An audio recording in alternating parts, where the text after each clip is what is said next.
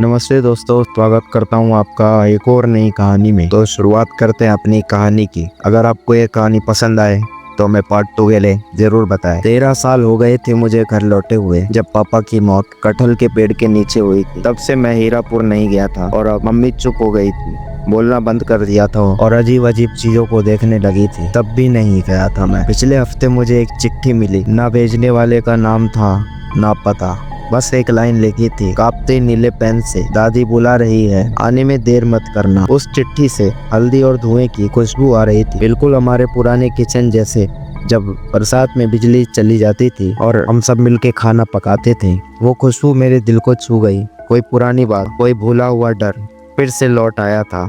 हीरापुर में कुछ मेरा इंतजार कर रहा था, कुछ ऐसा जिसे मैं भूलना चाहता था। वो पुराना घर, वो मिट्टी का मटका और वो कहानी जिसे कोई दोहराना नहीं चाहता। बहुत साल पहले की बात है, जब देवताओं के नाम नहीं होते थे, जंगलों के अपने नियम हुआ करते थे। ना कोई किताब में लिखा, ना कोई बोला करता। बस लोग समझ जाते थे कि जंगल से कुछ लेना हो तो पहले इजाजत लेनी होगी। कभी शिकार करने से पहले, कभी बीज बोने से पहले, हर चीज की इजाजत लेनी पड़ती थी। उस जमाने में आत्माएं इंसानों की जिंदगी का हिस्सा थी। कभी हवा में बात करती थी, कभी बारिश में छिप जाती थी और अगर कोई बहुत ज्यादा परेशान होता तो सामने भी आ जाती थी। एक ऐसे ही आत्मा थी, छाता। ना तो वो भगवान था ना राक्षस, वो था एक सौदा जो इंसानी रूप में आ गया था। कहते हैं बहुत साल पहले एक गांव के पुजारी ने अपनी बीमार पत्नी को बचाने के लिए एक मुर्गे की बलि दी। वो कटहल के पेड़ के नीचे आग जलाकर कुछ मंत्र बोला गया। वो मंत्र अधूरा था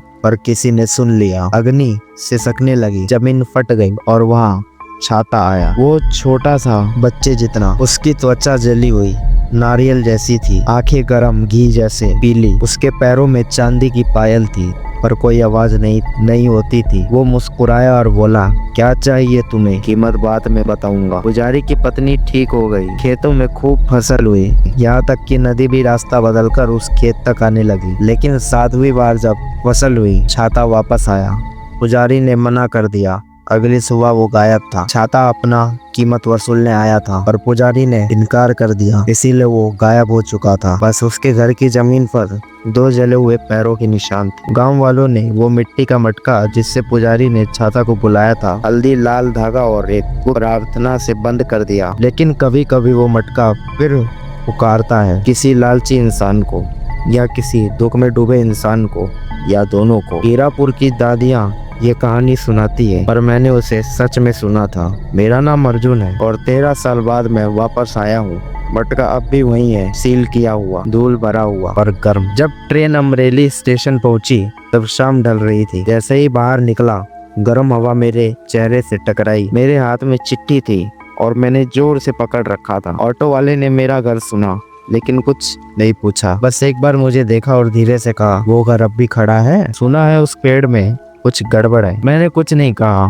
बैग में बस एक जोड़ी कपड़े, मम्मी की माला और मेरी डायरी थी। रास्ता पहाड़ियों की तरफ मुड़ने लगा। पेड़ ऐसे झुके थे जैसे बात सुन रहे हूँ। सबसे पहले दिखा कटहल का पेड़, ऊंचा चौड़ा, लेकिन कुछ गड़बड़ थी उसमें। फिर देखा हमारा घर, हमारा पुराना पुश्तैनी घर, वैसे ही दिख रहा था लेकिन अब उदास लग रहा था, जैसे मुझे पहचानता हो पर मेरे से नाराज हो। दरवाजा पहले से खुला था। घर के अंदर धूल, सूखे फूल और कुछ अजीब सी खट्टी महक थी, लेकिन सब कुछ पहचाना हुआ था।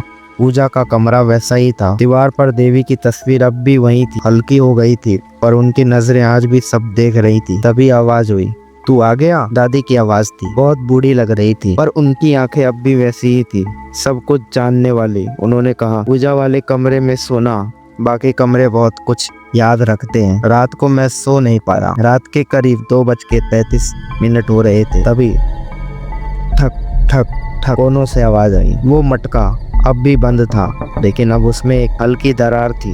मैं उसके सामने बैठ गया, हाथ रखा। गर्म था, बहुत ज्यादा, जैसे अभी अभी चूल्हे से उतरा हो। तभी एक आवाज मेरे मन के अंदर गूंजी, वापसी मुबारक अर्जुन, क्या दोगे? जो खो गया है उसे वापस पाने के लिए। मैंने कुछ नहीं कहा पर मेरी उंगलियां उस ढक्कन पर कस गईं। बाहर कटहल का पेड़ झूमने लगा जबकि हवा बिल्कुल नहीं चल रही थी। दोस्तों, पार्ट 2 के लिए कमेंट करिए। तो मैं आपके लिए पार्ट 2 जरूर लाऊंगा। धन्यवाद।